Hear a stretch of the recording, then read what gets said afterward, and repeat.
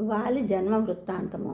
కిష్కింధ రాజధానిగా వాలి వానర సామ్రాజ్యాధికారమును విస్తరింపజేసి ప్రపంచమునందంతటను కోట్ల కొలది వానరులను భల్లూక వీరులను తన ఆజ్ఞకు లోబడినట్లు చేసెను.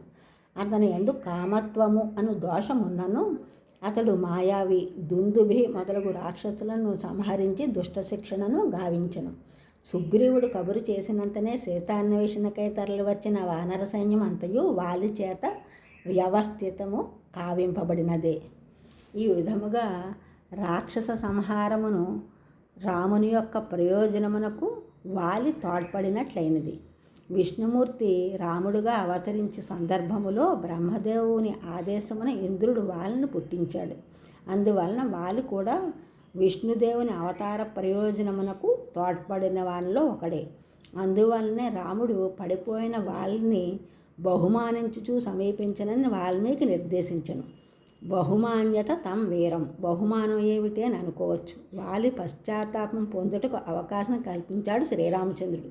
వాలి దగ్గరకు వెళ్ళి వాని మనస్సులో ఉన్న కోపమును పొంగనిచ్చి వాలి చెప్పినదంతయు రాముడు శ్రద్ధగా వినెను. తరువాత మరణశిక్షకర్హమైన అతని పాపమును నిరూపించి దానికి తగిన దండన విధించి తిని అని చెప్పి రాముడు నీకింకా సద్గతి కలుగును అని చెప్పి ఓదార్చెను. ఇట్లు వాలిని పశ్చాత్తాపము చేత పునీతనము గావించి రాముడు అతనికి స్వర్గ గమనమును నిరాఘాటం అందించెను. వాలిపై బాణములు వేసి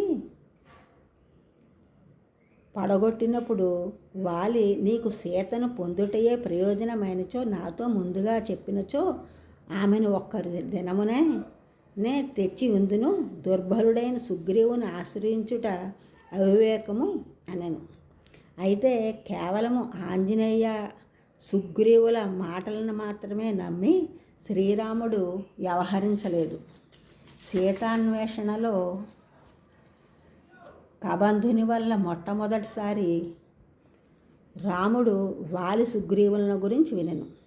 కబంధుడు స్పష్టముగా వాలి తమ్ముడైన సుగ్రీవునకు అపకారమొనర్చెనని ధర్మాత్ముడైన సుగ్రీవునితో మైత్రి చేసుకోమని చెప్పాను. కావున తటస్థుడైన కబంధుని మాటపై ధర్మాత్ముడైన సుగ్రీవునితో రాముడు మైత్రి చేసుకొనెను. అంతేకాక వాలి దుష్టాత్ముడైన రావణునితో అగ్నిసాక్షిగా మైత్రి చేసుకొనెను. వాలి రామునితో నాతో నీకు వైరము లేదు, నరుడవైన నీకు వానరుడైన నాతో ఎట్టి సంబంధం లేదు అని అనగా శ్రీరాముడు ఈ భూమి యందంతటను దుష్ట శిక్షణ శిష్ట రక్షణ ధర్మపాలనాధికారము ఇక్ష్వాకు వంశీయులైన రాజులకు కలదు. ఇప్పుడు భరతుడు రాజు, అతనికి మారుగా నేను ఇతర రాజులను ధర్మమును పాలించుచున్నాము. నీవు ధర్మమును అతిక్రమించితివి కావున శిక్షించి తిని అని తెలిపాను. వేటయందు రాజులు మృగములను సంహరించుట సదా ఆచారమై ఉన్నను వానరుడైన నా మాంసము చర్మము క్షత్రియులకు ఉపయోగార్హము కాదు అని వాలి అనగా శ్రీరాముడు ఈ విధముగా తెలిపెను. తమ్ముడు పుత్రునితో సమానము, తమ్ముని భార్య కోడలగును.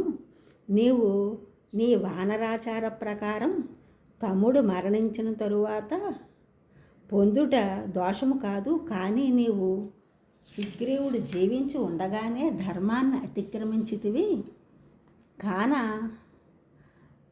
మరణదండనము గావించితిని అని తెలిపాను. సుగ్రీవుని కొరకు నన్ను చంపదలుచుకున్నచో ప్రత్యక్షముగా వచ్చి యుద్ధము చేయక చాటున ఉండి హతమార్చుట అక్రమము అని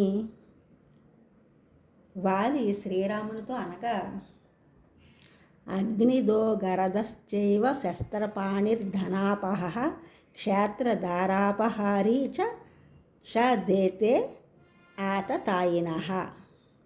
వశిష్ఠుల వారు ఈ విధంగా తెలియజేశారు.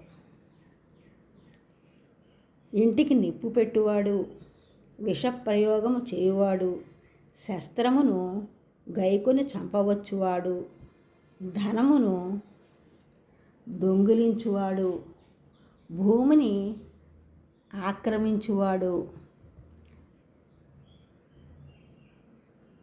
పరుని భార్యను అపహరించువాడు, వీరిని పామును కనిపించినంతనే ఎట్లు సంహరించుదుమో అట్లు సంహరింపవచ్చును, సంహరించు వారికి ఎట్టి దోషము కలుగదు అని ఇది ధర్మసమ్మతమే అని తెలిపాను.